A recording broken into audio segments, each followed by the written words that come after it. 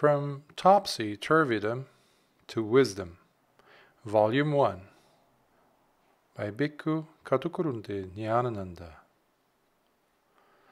This is an anthology of writings by the late Venerable Bhikkhu Kaṭukurunde Ñāṇananda, published by Dharma Grantha Mudrana Bharaya, Sri Lanka, 2008.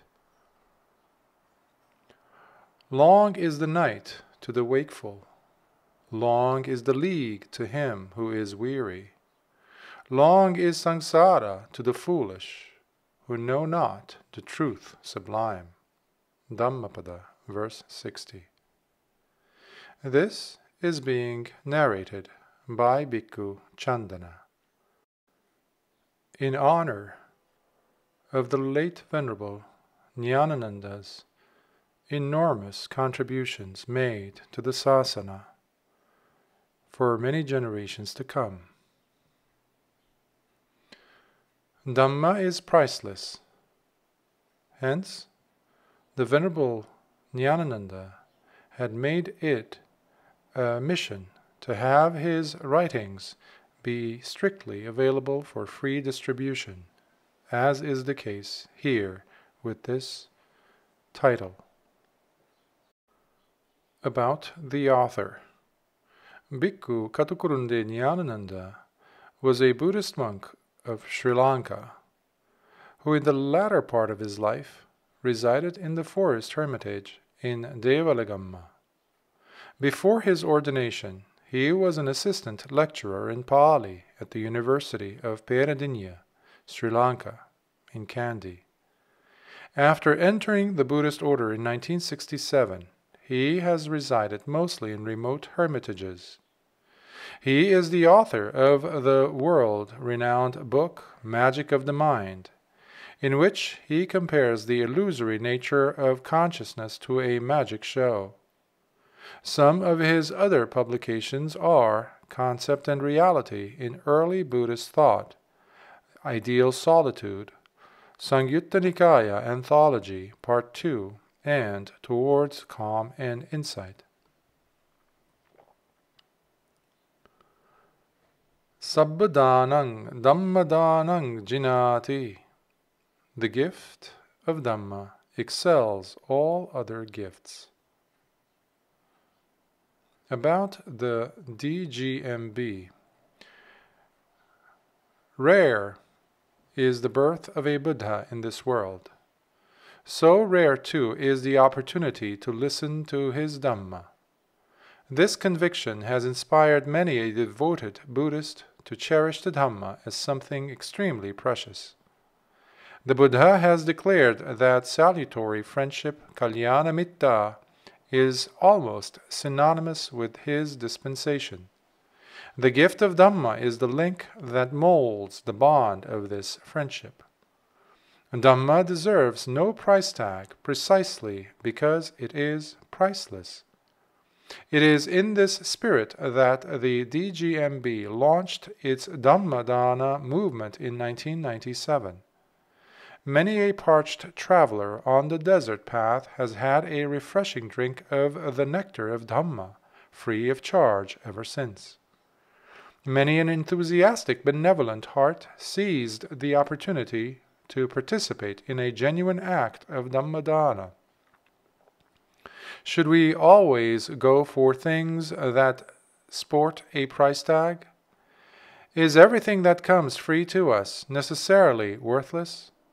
What about the air and the sunshine? It is in point of merit that the gift of Dhamma excels all other gifts. Dhamma is the nectar that quenches the insatiate samsaric thirst of beings. The gift of Dhamma is therefore of far greater merit than an ordinary gift of food or drink. For the magnanimous Dhammadānaṃ is forever an unfailing source of altruistic joy. All inquiries regarding participation in this Dhammadānaṃ should be addressed to Mr. G.T. Bandara, the Settler, DGMB, Royal Institute, 191 Havelock Road, Colombo, number 5.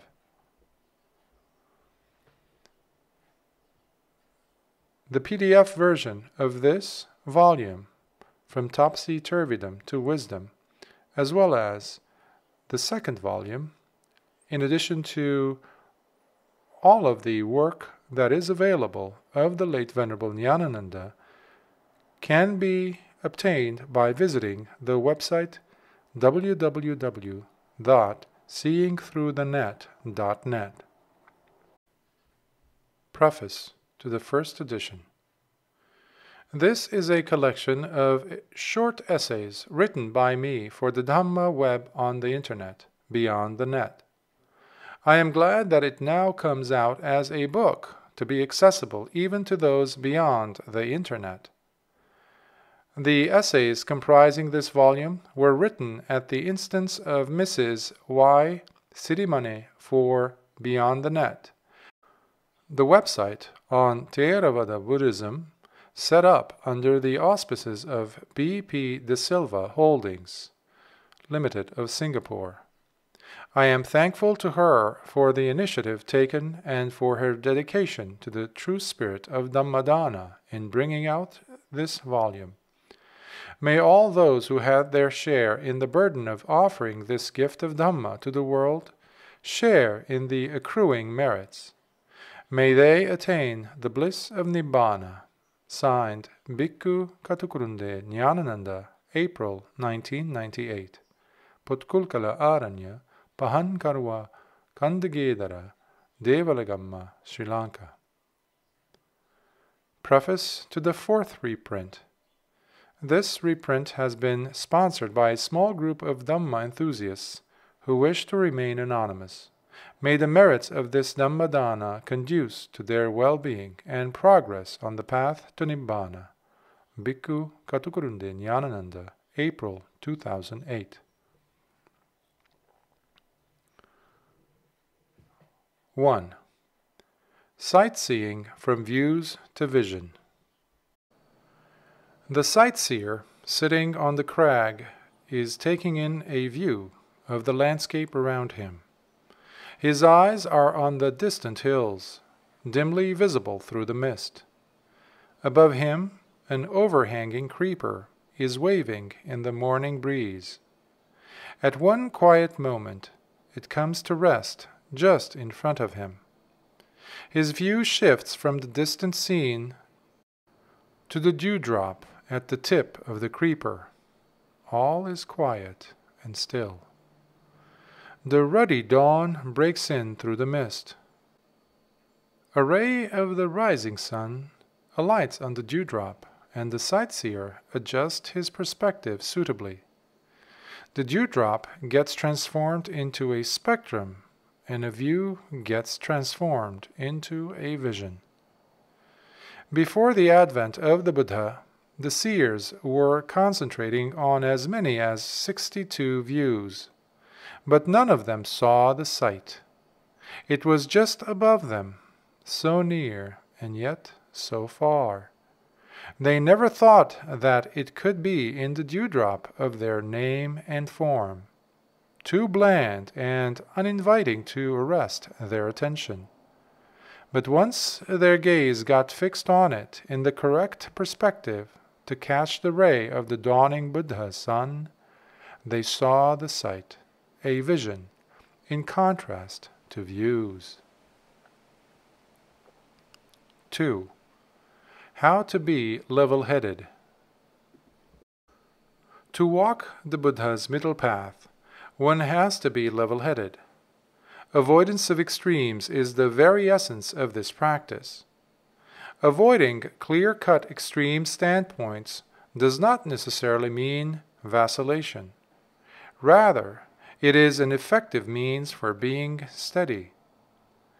One illustration of this principle can be seen in the Buddha's teachings on the 5 controlling faculties included among the 37 requisites of enlightenment.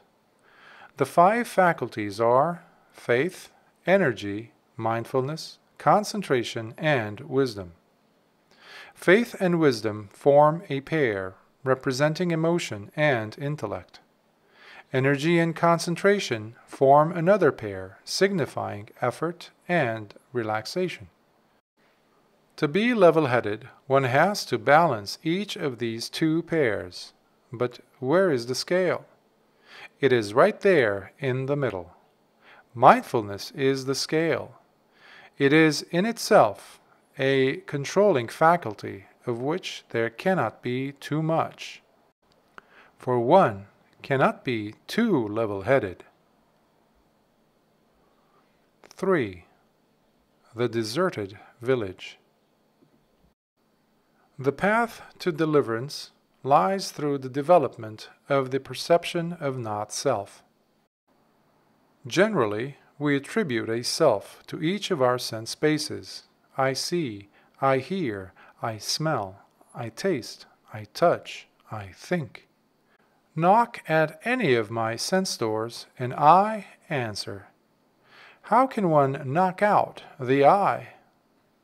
The Buddha compares every one of the 6 sense bases to a deserted village. The universal law of impermanence expels all dwellers from the village. Since objects come and go, but they seem to stay for a while, just to be able to answer the knock at the door. Hello, who's there? Ah, it's me. Now, who is actually there? Is it me? No, it is only the echo of your knock at the door. Listen. Rooted in interest, friends, are all things. Born of attention are all things. Arising from contact are all things. From the Anguttara Nikāya. 4. Reflect rightly on the reflection. A dog is crossing a stream over a plank. Halfway through, it looks into the water and sees another dog there. It wags its tail and the other responds. It snarls and the other reacts. It looks away to ignore, but when it looks again, the water dog is still there, looking on. The view of an existing self is also due to such an unwise attention. I think, therefore I am, is the resulting wrong conclusion. Neither narcissistic love nor masochistic hate can solve the problem. Ignoring with a cynical sneer is to evade the problem. Therefore, one has to thrash down this problem of the elusive self-image to the basic confrontation between consciousness and name and form. The self-image cannot be wished away, because there is self even in that wish. So one has to see through the delusion with penetrative insight. Right attention, mindfulness, and full awareness are the unfailing aids to the development of this saving insight. 5. The salt crystal. A salt crystal dissolved into a small vessel of water makes the water salty. The same crystal dissolved into the river Ganges is unable to render its waters saline. This is a simile brought up by the Buddha to highlight the value of a good life in minimizing the effects of bad karma. Like the small vessel with a little water, is the mean person who is undeveloped in virtue, concentration, and wisdom. An evil deed done by him can easily take him to hell. Like the river Ganges is that great man who is well developed in virtue, concentration, and wisdom. The same evil deed done by him, perchance, shows some effect here and now, but leaves no residue whatsoever for a hereafter. It is this fact, says the Buddha, which renders the holy life meaningful and makes an effective ending of all suffering a possibility. This is the blessing of a good life. 6. Mother and child. The birth of a child is, at the same time, the birth of a mother into the world. child is the symbol of a mother. That love for the child, that tenderness of the heart which characterizes a mother, is so significant that it is often associated with the change of red blood into milk. Metta, usually rendered by that cross-bred term loving-kindness, is the universal love for which the mother's love for her child is the unit. The Buddha, speaking about metta, says, for instance, just as a mother would protect her only child even at the risk of her own life, so should one develop a boundless heart towards all beings. A mother is not only born with the child she brings forth, she also grows up with the child she brings up. Her growth is in terms of the other three divine abidings, or Brahmaviharas: compassion, sympathetic joy, and equanimity. In bringing up her child, sometimes a mother has to be stern and tactful. Her soft, tender love matures into a compassionate sternness when the child is passing through the unruly boyhood and reckless adolescence. But that hardness of her heart melts at the correct moment, like butter. The child has now reached manhood. He can stand on his own feet with enviable self-confidence. The mother also grows up with sympathetic joy, enjoying the fruits of her labors.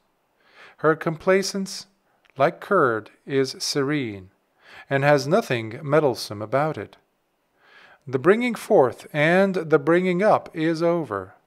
The time comes now to let go of the attachments and involvements regarding the child. But for that separation too, the mother, now mature in her experience, is fully prepared with equanimity. Like a pot of ghee, she is not easily upset. Universal love, compassion, sympathetic joy, and equanimity are the four divine abidings a mother practices in a limited sense in the course of her motherly care for the child. Charity begins at home.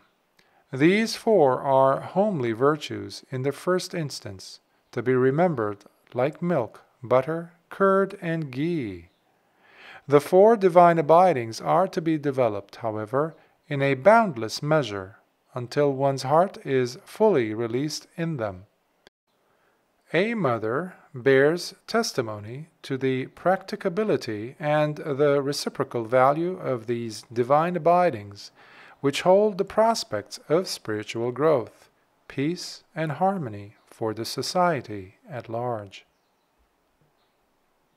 7. The Six-Based World. The world, in all its astounding vastness, takes off from the 6 sense bases: the eye, the ear, the nose, the tongue, the body, and the mind. The baffling complexity of the world's network of communications serves only to link up eye and forms, ear and sound, nose and smells, tongue and tastes, body and tangibles, mind and ideas. All the interminable problems of the world arising out of sense contact are traceable to the 18 elements at its base: eye and form and eye consciousness, ear and sound, ear consciousness, nose and smell, nose consciousness, tongue and taste, tongue consciousness, body and tangible, body consciousness, mind and ideas, mind consciousness. The Buddha puts across to us this deep truth in just 4 simple lines. The world has arisen in the 6. The world has commune in the 6. Holding on to these very 6, the world finds itself in a fix. The world. From the Samyutta Nikaya. 8. From Topsy-Turvydom to Wisdom. The Buddha pointed out that there are 4 pervert notions deeply ingrained in all beings. They are 1. Seeing permanence in the impermanent. 2. Seeing pleasure in what is unpleasurable. 3. Seeing beauty in what is repulsive. 4. Seeing self in what is not self. These perversions prevail at 3 levels: in one's perceptions, in one's thoughts, and in one's views. The mirage-like perception implants the seeds of these illusions and delusions. Thoughts nurture them, and views strengthen them. The final outcome is a wrong perspective on life, which keeps one in bondage to samsaric suffering. This is the Topsy-Turvydom that the world finds itself in. In order to correct this lopsided view of the world, the Buddha had to recommend 4 trained perceptions as contemplations. 1. The perception of impermanence. 2. The perception of the unpleasurable. 3. The perception of the repulsive. And 4. The perception of not self. These trained perceptions require a high degree of clarity and a depth of vision for their development. When systematically developed, they lead one from this topsy-turvydom to wisdom, which assures the freedom from bondage to samsaric suffering. 9. Let-GO-ism. All what is transient and impermanent arise only to pass away. They come only to go away. But we invite them, entertain them, and insist on them to stay with us. When our hopes are shattered, we grieve and lament. To be able to accept the reality of the situation, we have to attune ourselves to the rhythm of nature. Whatever is of a nature to arise, all that is of a nature to cease. Things come our way only in transit, and so we have to let them go. It is our hold on them that brings stress and distress. One has to practice Let-GO-ism as a detached observer of an inevitable law of nature. Then things fade away into the nature of things. The realization will finally dawn that these things are of our own creation, or rather the creation of our ignorance and craving. This insight into the interplay of mental phenomena brings home the truth that I is only a view, and am is only a conceit, which bolster up an imagined self as I am. 10. Mechanics of mind control. To dam a swiftly flowing stream, a 4-fold effort is required. It has to be a dynamic effort to retard and block the onrush of water, remove the inflowing water getting collected at the site, lay the foundation for the dam, reinforce and stabilize it by steadily building up the dam. The swiftly flowing thought stream also calls for a 4-fold effort if it is to be dammed. We have to restrain and check the influx of unwholesome thoughts, abandon unwholesome thoughts already arisen, arouse wholesome thoughts not yet arisen, and stabilize and develop wholesome thoughts already arisen. The effort in each case has to be an all-out one. It has to pick up intensity in keeping with the seriousness of the task. For the 4-fold effort of restraint, abandonment, development, and stabilizing, one has to arouse an interest, make an exertion, put forth energy, make up one's mind, and give of one's best in endeavor. This is the right effort that matures into right mindfulness and right concentration to complete the noble Eightfold Path, leading to wisdom and deliverance. Whatever streams are there in the world, Ajita, so said the Lord, mindfulness keeps them in check. This, I say, is restraint of streams. By wisdom 'tis that they are dammed. Sutta Nipatas, verse 1035. 11. The mirror. The mirror is something that reflects. Now this is a matter for some reflection. When the mirror reflects, one has to reflect on the mirror. One can reflect wisely or unwisely on the mirror. When one looks into the mirror and it reflects, one has to be fully aware that it is merely a reflection. Otherwise, there will be delusion and unwise reflection. The Greek youth Narcissus had never looked into a mirror. He never knew how handsome he was. One day he saw the reflection of his own face in a shady pond as he bent down to wash his face. He fell in love with the image, imagining it to be a nymph. He stretched his arms to embrace, but the image disappeared through the ripples. He tried again and again, but it was all in vain. Day after day he came to the pond and tried and tried and tried until he pined away and embraced death.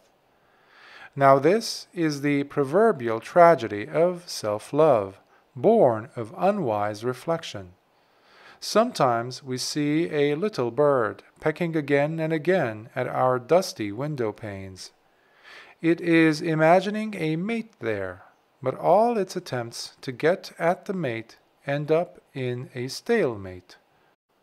What that little bird does from outside, we have been doing throughout our samsaric existence, from inside our little house with its 6 dusty windows, the eye, the ear, the nose, the tongue, the body, and the mind.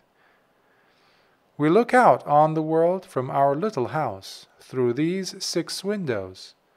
Every time we look, we seem to see a self. Lust is the real dust, not the common dust, says the Buddha. And this is the dust on our window panes. This dust, together with the murk of ignorance around, acts like mercury on the reverse of a mirror, so we can't see through. Like the shady pond of Narcissus, our window panes reflect our own prejudices, I, me, and mine. The cumulative effect of all our efforts in samsara to look out on the world through our dusty windows is the 5 grasping groups: form, feeling, perception, preparations, and consciousness. Grasping or holding on to these 5 groups, one unwisely reflects, hoping to sort out the identity of the self with the question, who am I? One does not realize that one is simply begging the question. So one comes back again and again to the same question in the form of repeated birth, in its 3 dimensions of decay, disease, and death. The Arahant, the Venerable Punnamantaniputtā, takes up the simile of the mirror to expose the fallacy of such questions as who am I? He explains to Venerable Ānanda that am is a conceit, born of the very dependence in holding on to the 5 groups. Owing to dependence, friend Ānanda, comes the conceit am, not without dependence. Depending on what comes the conceit am? Depending on form, on feeling, on perception, on preparations, on consciousness. Just as friend Ānanda, a young woman or young man fond of self-adornment, in gazing at the image of her or his face in a clean, spotless mirror or in a bowl of clear water, does so depending on something, and not without depending. Even so, friend, Ananda, depending on form comes the conceit am, not otherwise. Depending on feeling, on perception, on preparations, on consciousness comes the conceit am, not otherwise. Ananda Sutta from the Samyutta Nikaya. The emphatic assertion, not without dependence, is a pointer to those who raise such fallacious questions as, who am I? They are not aware of the mirror they are looking into. This obsession with self is so powerful that it easily impels one to transgress the moral laws prevailing in the universe. Unwise reflection prompts one to seek one's own selfish ends by hook or by crook. The inevitable result is suffering brought about as moral contribution by the law of kamma or karma. Wise reflection is therefore essential for ethical perfection.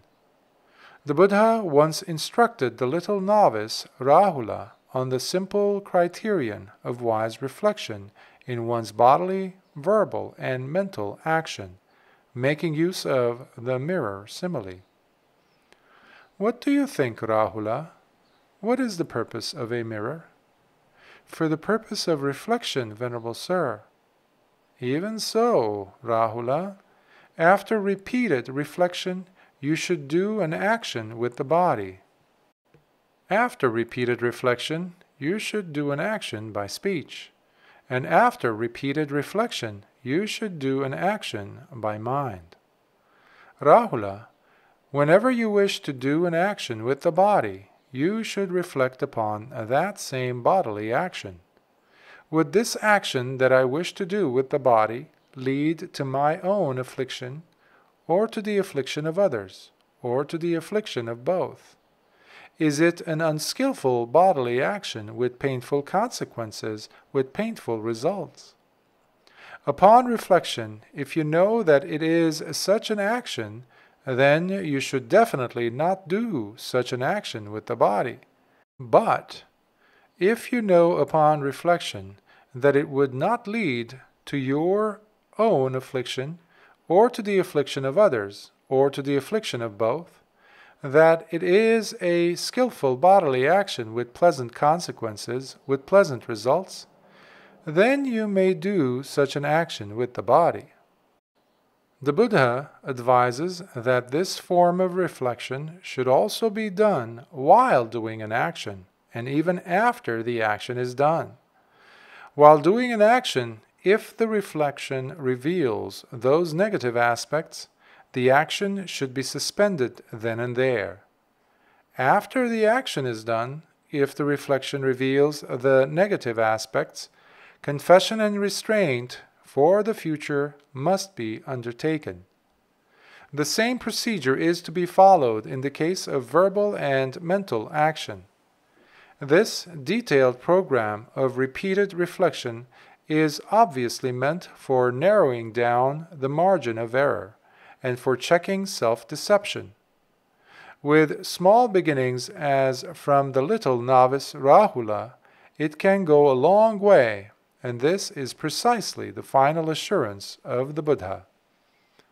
Rahula, whatever recluses and Brahmins in the past purified their bodily action, their verbal action, and their mental action, all did so by repeatedly reflecting thus.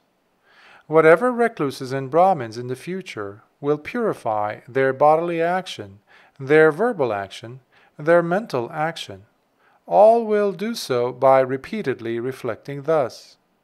Whatever recluses and Brahmins in the present are purifying their bodily action, their verbal action, and their mental action, all are doing so by repeatedly reflecting thus. Therefore, Rahula, you should train thus. We will purify our bodily action, our verbal action, and our mental action by repeatedly reflecting upon them. Ambalattika Rahulovada Sutta from the Majjhima Nikaya. 12. Intention goes a long way. Oh, I'm sorry. Honestly, I had no intention. So we apologize when something goes wrong. If the other is convinced that we are not responsible, we stand a good chance of being excused, unless there's a trace of negligence or irresponsibility on our part. Intention, monks, I say, is action. Intending, one does action by body, speech, and mind. So says the Buddha. The word action here stands for that morally responsible action called karma or kamma. This declaration shows the far-reaching implications of the word intention in regard to the question of moral responsibility. Body, speech, and mind are the three doors of action for which we could be held responsible. To be a good doorkeeper, one has to know what the doorknob is. Intention is the doorknob. The Buddha's teachings on karma reveal the immense importance attached to our duties as doorkeepers. The dimensions of karma are so deep, and its results so far-reaching, that the Buddha cautions us again and again to guard our three doors of action. Quite a lot of circumspection is required before we turn the doorknob. As a ready reckoner for this circumspection, the Buddha draws our attention to the mainsprings of all karma. Greed, hate, and delusion are the three mainsprings of all evil or unskillful action. Non-greed, non-hate, and non-delusion are the three mainsprings of all good or skillful action. In broad outline, this shows the gamut of all what is evil and good. So, before one turns the doorknob, one has to weigh pros and cons with this ready reckoner, whether to allow or not action to issue out of the three doors. The result of action is called vipaka, which is the ripening of karma in time and space. It is an unfailing law of nature. Action, born of greed, hate, and delusion, ripens wherever one is reborn in samsara into a bitter fruit of suffering. Action, born of non-greed, non-hatred, and non-delusion, leads one towards the very removal of greed, hate, and delusion. That way lies freedom from samsara and supreme bliss of nibbana. 13. The Peerless Healer. True to the art of healing, the Four Noble Truths are presented in a way that inspires the confidence of those who wish to be healthy. The Noble Truth of suffering, its arising, its cessation, and the path leading to its cessation follow the pattern of a doctor's presentation of the nature of a disease, its cause, the cure, and the treatment. The Buddha himself claimed to be the incomparable physician, cum surgeon, anuttaro bhisakko sallakato. True to his claims as a physician, he recommended a course of medicine that is prophylactic, therapeutic, as well as cathartic. Sila, or virtue, has the prophylactic quality of prevention of disease by its keep fit program of living up to the precepts. The thought of abstinence from evil acts as an energizing factor. It creates the necessary antibodies against the mental viruses rampant in the society at large. Samadhi, or concentration, expels the drainers of mental energy, the five mental hindrances of sensuality, ill will, sloth and torpor, restlessness and worry, and doubting. From dis-ease it leads to ease, both of body and mind. Paññā, or wisdom, has the curative effect of a purgative. It purges the mind of the cankers or influxes of sensuality, becoming, and ignorance.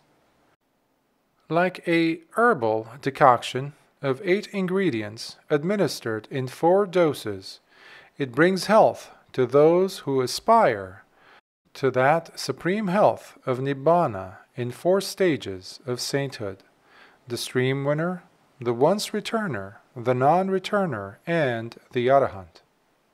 As the peerless surgeon, the Buddha wielded his forceps of mindfulness and his scalpel of wisdom to locate and extract the thorn of craving embedded deep in the hearts of beings. In his discourse to Sunakkhata in the Majjhima Nikāya, the Buddha even recommends a period of convalescence to the patient to get over the germs of ignorance left by the poisonous thorn of craving, true again to the art of healing. 14. At your fingertips. Some seers of ancient India held that it is impossible to understand consciousness itself, because it is with consciousness that we get to know everything else. They thought that it is like trying to touch one's fingertip with the same fingertip. The Buddha understood their difficulty when he compared consciousness to a magical illusion or maya, but he pointed out a way out of it. Instead of taking seriously the worldly notions of I and mine, he analyzed experience in terms of an interdependence between consciousness on the one end and name and form on the other.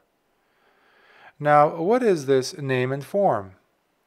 Venerable Sariputta, the chief disciple of the Buddha, explains it for us. Feeling, perception, intention, contact, attention. These, O friends, are called name.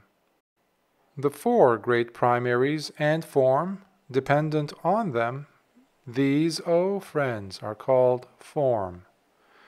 Feeling, perception, intention, contact, and attention are collectively called name because they are the primaries of all what is named.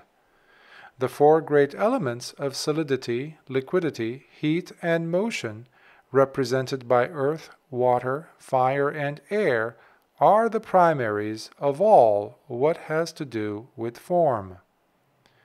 Between name and form themselves, there is a reciprocal relationship. It is with name that one understands form, and it is form that gives a content to name. Name is such that it conjures up a form, and form is such that it calls forth a name. But we have to get more acquainted with the 5 representatives of name. Let us have them at our fingertips. In fact, one can even count them on one's fingers. Feeling is the little finger, small but mischievous. Perception is the ring finger, both popular and notorious. Intention is the middle finger, prominent and intrusive. Contact is the forefinger, fussy and busy all the time. Attention is the thumb, standing apart but approachable to the rest. Now, out of the whole lot, who is going to be our witness of the backstage workings of the magic show of consciousness? Attention, of course. He is the most competent. When there are no witnesses to prove a case of murder or theft, sometimes judges give free pardon to one of the alleged culprits under the oath, "You have to tell the truth, the whole truth, and nothing but the truth." So it is in this case of the tragic drama of consciousness. Though himself culpable, attention is dependable as a witness, provided he does his duty as right attention. Now attention will gradually disclose what feeling felt, what perception perceived, what intention intended, what contact contacted, and last but not least, what attention attended to. This is why all insight meditators single out attention for preferential treatment when they want to get the full insight story of the tragic drama of consciousness. 15. Purity leads to clarity. For clarity of vision, the mind has to be cleansed of the 5 mental hindrances. They are 1. Sensual lust. 2. Ill will. 3. Sloth and torpor. 4. Restlessness and worry. 5. Doubt. Freedom from these hindrances is basic for all levels of concentration and insight. Therefore, one who wishes to attain the calm of concentration and the clarity of insight has to go on purifying the mind from these hindrances. In order to illustrate to the Brahmin Sangharava how these hindrances impair calm and clarity of the mind, the Buddha once used the simile of a bowl of water. If one wishes to use a bowl of water as a mirror to see one's face in it, the water in the bowl has to be clear enough to reflect it. When some color, like red, yellow, blue, or brown, has already been mixed into the water, it will lack the clarity to mirror the face. Even so, lust is a coloring agent in the case of the mind. When the water in a bowl is boiling and bubbling, it can hardly reflect one's face in it. The fire of ill will keeps the mind boiling, hindering its reflective capacity. A bowl of water covered with moss will never serve as a mirror. A mind inert and drowsy with sloth and torpor cannot reflect properly. If a bowl of water is shaken by the wind so that the water is rippling, disturbed, and unsteady, it will not be possible to see clearly one's face in it. Restlessness and worry affect the mind in a similar way. A bowl of muddy water placed in a dark corner lacks the property of reflection. A mind in the grip of doubt and wavering is likewise muddled and murky. It lacks the property of proper reflection. When the mind is free from these 5 hindrances, memory, mindfulness, concentration, calm, and insight come in unhindered. One sees things as they are in the mirror of the mind. 16. The miracle of instruction. A lay disciple called Kevadha, a resident of Ñāṇananda, repeatedly requested the Buddha to assign a monk for the conversion of the people of Ñāṇananda by showing miracles. The Buddha firmly refused the request. He pointed out that there are 3 kinds of miracles: the miracle of performing psychic feats, the miracle of mind reading, and the miracle of instruction. Out of these 3, he did not encourage the first 2, because they are common even to ordinary magic workers. It is the miracle of instruction that he sanctioned to his monks, because it is peculiar and more convincing. This miracle of instruction he sums up in just 3 pairs of short injunctions. 1. Think thus. Do not think thus. 2. Attend thus. Do not attend thus. 3. Give up this. Live up to this. The do's and the don'ts here cover the entire range of ethical training in Buddhism, leading to the perfection of morality, concentration, and wisdom. 17. listen to the beat of the eardrum. The most fascinating of all musical instruments is the eardrum. But we rarely take time off to listen to the beat of the eardrum. Next to the eye, the ear is the biggest source of distraction in our lives. Every time we sit down to enjoy a spell of quietude, we are dragged by the ear and forced to listen to many things that distract us. Instead of searching for an earplug in such a situation, we could, for a change, listen to the beat of the eardrum. But how? The beat of the eardrum is usually drowned by the chatter of the mind about the sounds. Whether it is euphony or cacophony, mind grabs a talking point, and there we are, praising and cursing. If we switch off the mind's commentary, we can listen to the beat of the eardrum.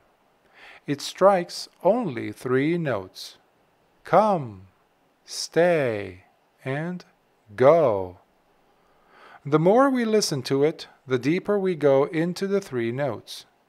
The conflict between euphony and cacophony is no longer there to distract us. We are now listening to the rhythm of nature, attuning ourselves to reality. That way lies peace sublime. 18. The 3 eyes. According to the Buddha, there are 3 eyes in the world. They are the fleshly eye, the divine eye, the wisdom eye. The fleshly eye one gets by birth has a very limited range of vision. It is mostly addicted to surface seeing, and its claims to vision are rather superficial. The divine eye, aroused by developing higher levels of concentration, goes beyond those limits. It enables one to see even hells and heavens and events happening outside the normal range of vision. Still, it cannot claim to be the perfect vision. It is the wisdom eye, developed through insight meditation, that is supreme in the world. It gives a perfect vision of the world in its true perspectives of impermanence and conditionality. The hidden law of dependent arising is revealed to that penetrative, dustless, stainless eye of truth, with a certitude that prompts the exclamation, "Whatever is of a nature to arise, all that is of a nature to cease." 19. Learning to unlearn. Suchness is a term for the nature of things as they are. To see things as they are is so very difficult because of the great mass of details that beclouds our vision. The purpose of insight is to penetrate into this suchness with the help of a simple program like, "In the seen, there will be to you just the seen. In the heard, just the heard. In the smelled, just the smelled. In the tasted, just the tasted. In the touched, just the touched. In the thought, just the thought." That way, sense objects simply become object lessons for understanding the event called seeing, hearing, tasting, smelling, touching, and thinking.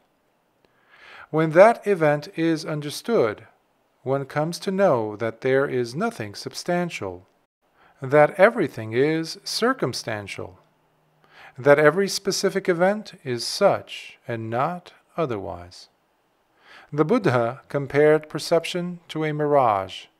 Throughout samsara, for countless eons, we have been running after this mirage, in search of something substantial.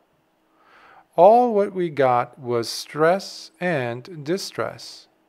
So the Buddha asks us to stop and cleanse our vision to see the mirage for what it is. 20. Breathe as if every breath were your last. Then you will never be breathless. Reflection on death is a meditation subject leading to the bliss of Nibbana, called the deathless. According to the Buddha, the most effective way of developing this meditation is to bring it in line with the rhythm of our breath. He says that the one who is keenly aware that death can occur between two breaths is steadily approaching the deathless state. How can that be? Death is the last thing we wish to think about, and when we think about it, at last, we are too late. Very often, when it knocks at our door, we are fully unprepared to receive it. The result is utter confusion and terror. We are breathless, and we have to depart with a heavy heart. But if, on the other hand, we become as familiar with death as with our breath, and hear its unavoidable approach as with the tick-tock of our clock, we will be better prepared to receive it. And when the time comes to depart, we'll leave with a lighter burden and a lighter heart. 21. Cow and Post. A cow tethered to a post with a rope is grazing near a field. At first, it is not well aware of its proper range. So, from time to time, it tries to reach out to the luscious corn in the nearby field. But then, the rope at its neck reminds it of its tether, with the warning, "Keep off." Pulled back by the rope at every unmindful attempt to outreach, the cow at last comes to know the ambit of its tether. Then it goes on grazing peacefully in its proper pasture unhampered. Once it has had its fill, it comes to rest near the post and starts chewing its honest cud with closed eyes. Even like the cow, the meditator is tethered to the post of his meditation subject with the rope of mindfulness. In the early stages of his practice, he is not fully aware of his proper range. He may sometimes forget all about the fact that he is a meditator. He may do things which defeat his purpose, which are not conducive to his progress, which fall outside the scope of his meditation subject, and which lead to a deluded state of mind. Worldly temptations are so alluring that the rope of mindfulness will have a hard time warning, "Keep off." However, by dint of effort, the meditator grows wiser as to his proper range and learns to be fully aware of his post and the rope at all times. Then he is feeding himself in his proper field, and having had his fill, he comes to sit peacefully with his eyes closed to chew his honest cud. 22. The Eggshell. A chick is called a twice-born. First, it is born into the shell, and then it is born into the world, out of the shell. After the period of incubation, a chick breaks through the eggshell, prodding with its beak and nails. The Buddha calls himself the first chick in the world to burst through the eggshell of ignorance. He had a long period of incubation, 6 years of rigorous asceticism. Matured by that austere heat, he prodded the eggshell of ignorance that enveloped him with the 3 signs: impermanence, suffering, and not self. He burst out of it to see the world as it is. It was not a sight, but an insight. He had aroused a dustless, stainless eye of truth, the Dhamma eye that transcends the world. The world is blind, says the Buddha, because the worldling is encompassed by ignorance. Insight meditation helps one to break through that thick eggshell of ignorance. Passing through a series of insight knowledges, one attains the supramundane state of a stream winner. It is equivalent to a birth into the lineage of the noble ones. Already in this first stage of sainthood, the prospect of possible births in this endlessly agonizing samsara is reduced to 7. Encouraged by this immense initial relief, the stream winner courses along the stream of Dhamma, progressively reducing the prospects of possible births to become a once-returner, a non-returner, and finally an arahant, who puts an end to all births and deaths. With this attainment of ambrosial deathlessness, the turmoil of samsara subsides into the tranquility of nibbana. A whirlpool disappears into the sea. 23. The Skinless Cow. Seeing is believing, but touch is the real thing. When we can't believe our eyes, we ascertain by means of touch. A blind man is forced to depend on touch out of sheer necessity. Touch is so fascinating that it keeps the world enslaved to it. The Buddha has declared that out of the 5 senses, the sense of touch is the most infatuating. He says that those beings who are spellbound by touch are fully in bondage. Touch is also regarded as one of the 4 nutriments which sustain beings, and the other 3 are material food, willing of mind, and consciousness. The Buddha gives a touching simile to make us ponder deeply on the nature of touch, the simile of the skinless cow. If a skinless cow should stand leaning against a wall, the creatures that live on the wall would bite her. If she leans against a tree, the creatures that live on the tree would bite her. Wherever she stands, her skinless body would be the target of pricks and bites. The skinless cow has to suffer because she has a wound as big as her body.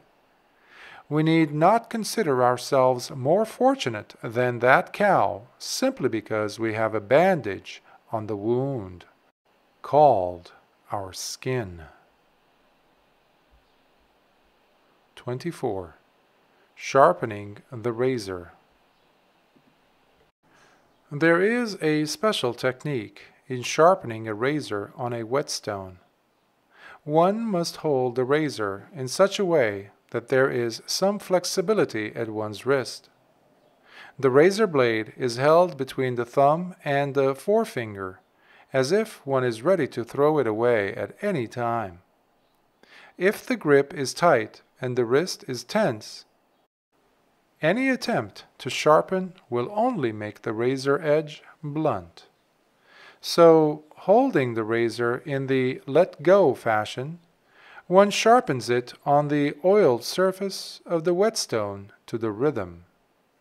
Up, up, up, down, down, down, up, down, up, down. This dynamic up and down process is the most decisive phase of the sharpening. At this stage, a wrong grasp of the blade would have made it blunt. Now, the same technique has to be followed in sharpening the razor of one's insight on the whetstones of the 4 foundations of mindfulness, the contemplation of the body, feeling, mind, and mind objects. One must not grasp or cling to any of these foundations, but develop a let-go attitude towards them. Setting up mindfulness on some aspect or other of one's body, for instance, say, breathing, one sweeps one's full awareness over it, to sharpen the razor edge of insight into impermanence. The rhythm is the same.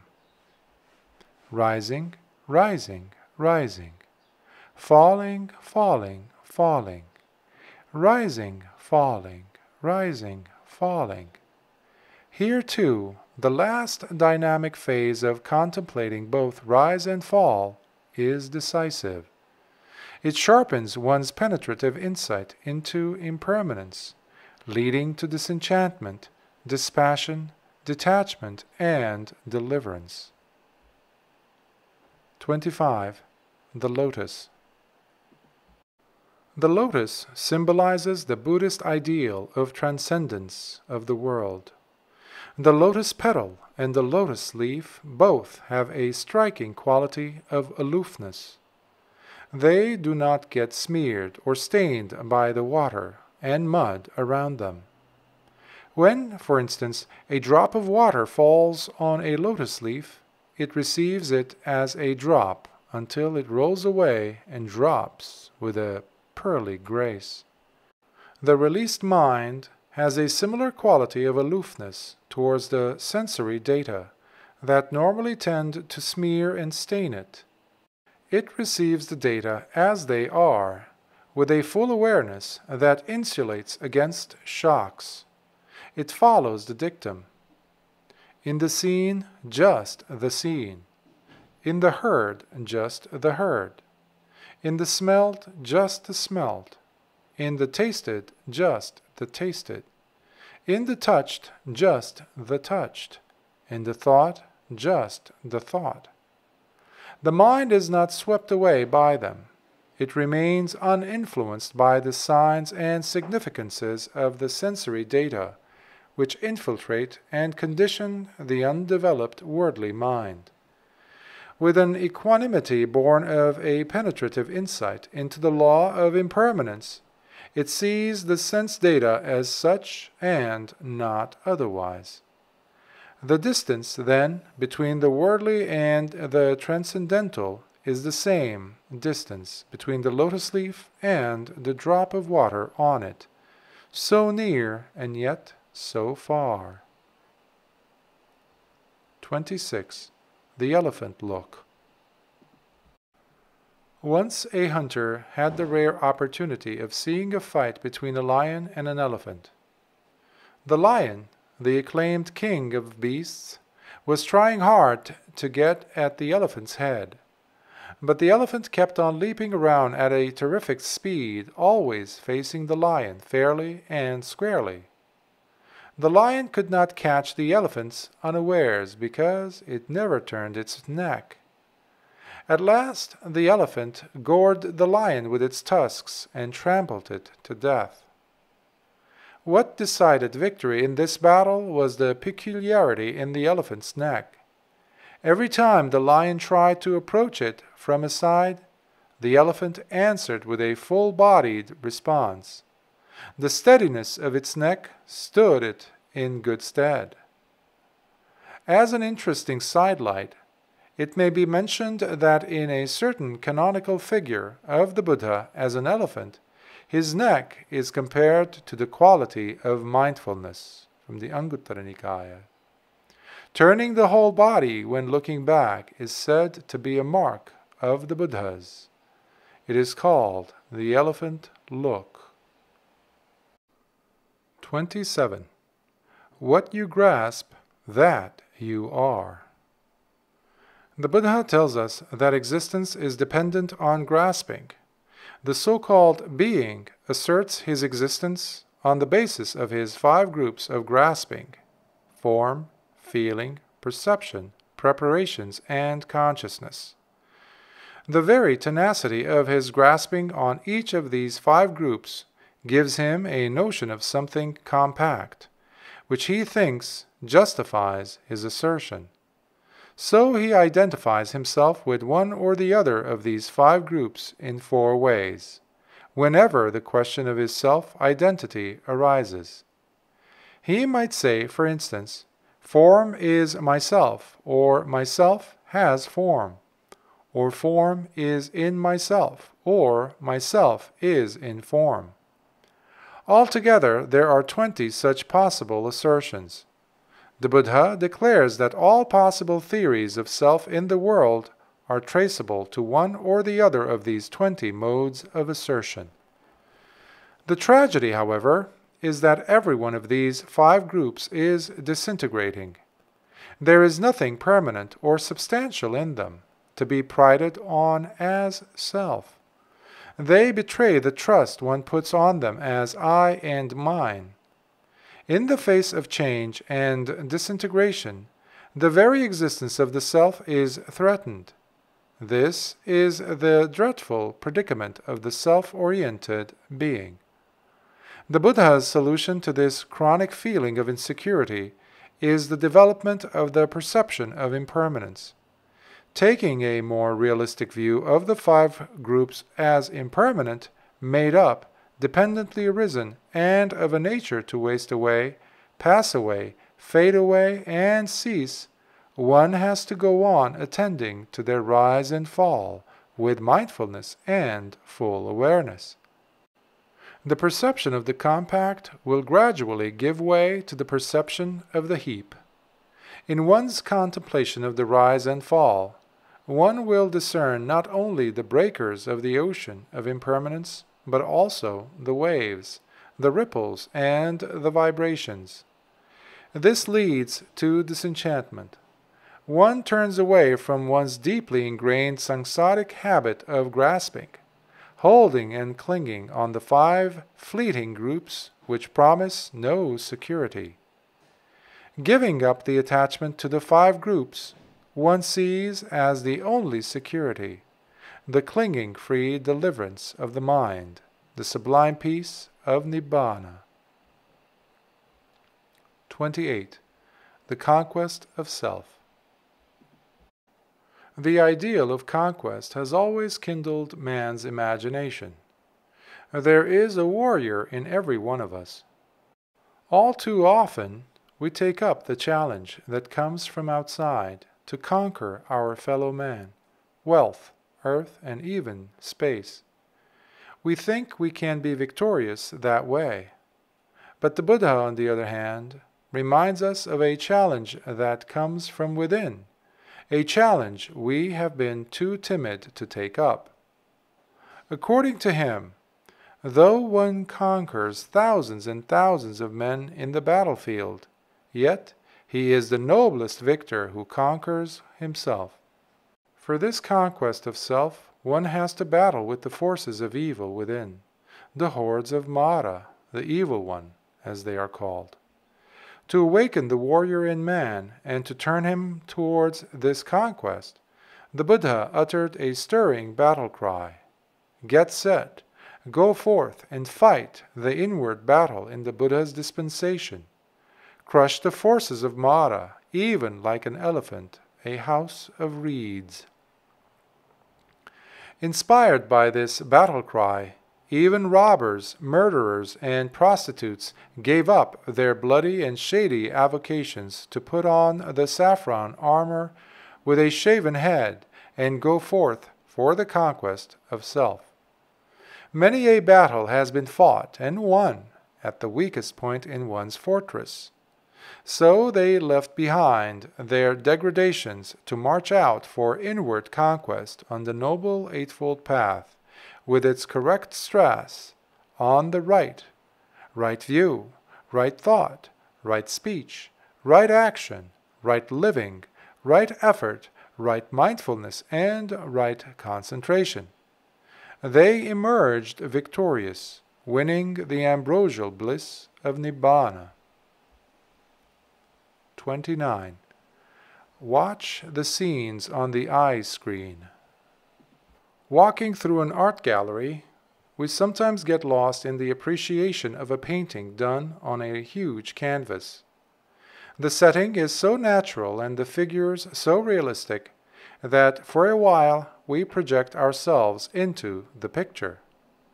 But as soon as we become aware of its framework, we realize that after all it is something unreal. Throughout our lives, we are walking through an art gallery. On the vast canvas of the world around us, there are the objects and beings so realistic and lifelike that we live fully immersed and involved in them. The mysterious four elements, earth, water, fire, air, with color and form to deceive us, keep the panorama on the move, so we are spellbound. Insight into name and form helps us to throw off the spell produced by sight.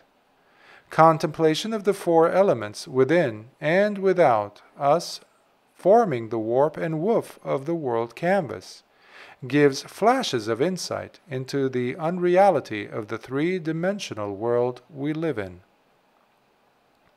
This is the form aspect of the picture. Feeling, perception, intention, contact, and attention, with which we are enthralled by the panorama, constitute the name aspect of the picture. Practicing full awareness with regard to them, we become detached observers of our framed-up world. Being aware of this framework of name and form, we can watch the scenes on the eye screen as they come, stay, and go away, as if we are watching a movie, unmoved. Just see a world with all its gods, fancying a self where there is none. Enmeshed in name and form it holds the conceit, ah, 'tis a real one. Dvayatānupassana Sutta from the Sutta Nipata. 30. Put the world within inverted commas. The purpose of insight meditation is to arouse that clarity of vision which enables one to see things as they are. It requires uninvolved, detached observation, free from biases and prejudices. One's involvement with the world is so subtle that it cannot be seen and eliminated by means of any demonstrative apparatus. It can only be done through insight and wisdom. The way to insight lies through the four foundations of mindfulness outlined in the Satipatthana Sutta. The setting up of mindfulness implied by the term Satipatthana is an objective approach to understand the subjective in one's experience. The search needle of mindfulness has to come down right on the present moment so that one can be fully aware of it. Full awareness that goes hand in hand with mindfulness acts as a searchlight, revealing the subjective in one's experience. Attachments, aversions, and delusions could then be seen for what they are. While mindfulness stands guard at the six sense doors, full awareness attends to the impinging sense objects, noting them mentally. This method of mental noting opens an avenue of detached observation, leading to deeper levels of insight. The world arising at the six sense bases is put within inverted commas. With serene equanimity one stands apart and sees its rise and fall. Transient indeed are preparations. Their nature it is to rise and fall. They arise only to pass away. Their calming down is bliss supreme. From Digha Nikaya's Mahaparinibbāna Sutta. 31. Be a well-wisher to the world. We are surrounded by three fences. There is one fence between us and those dear to us, another between them and those neutral to us, and a third separating those neutral from our enemies. A fence is generally regarded as a source of protection, but it can be a source of fear as well, because where there is a fence, there is both defense and offense. To be surrounded by three fences can even be taken as an imprisonment. As a matter of fact, it is an imprisonment of the heart. That magnanimous capacity of our hearts to feel for others, to wish for others, remains imprisoned. We remain selfish, stingy, mean and resentful. What if we let go of the fences one by one, with the help of metta, or loving kindness? It will be a blissful experience of the deliverance of the heart. There will then be neither defense nor offense. In that large-heartedness, there will be a recognition of the truth that all beings wish for happiness. Then one's heart can throb for others and feel for others in sympathy with their wish for happiness. Like a beacon, it will beam the radiant message of metta in all directions. May all beings be well and happy, be well and happy, be happy, happy, happy. This concludes From Topsy-Turvydom to Wisdom, Volume 1, by Bhikkhu Kaṭukurunde Ñāṇananda. Sadhu, sadhu, sadhu.